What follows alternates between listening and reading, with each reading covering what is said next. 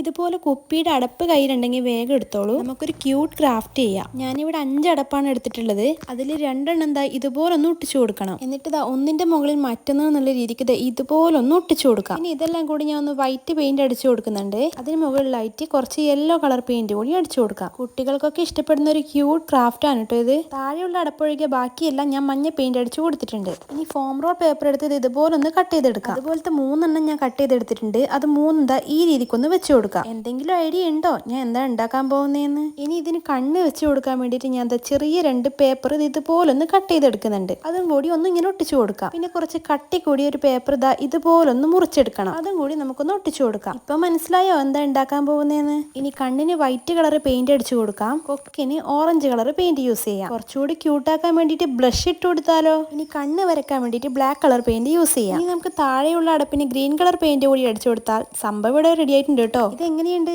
Cute അല്ലേ കാണാൻ? ഇഷ്ടമായ ലൈക്ക് ചെയ്യണേ. ചാനൽ സബ്സ്ക്രൈബ് ചെയ്യാൻ മറക്കല്ലേ.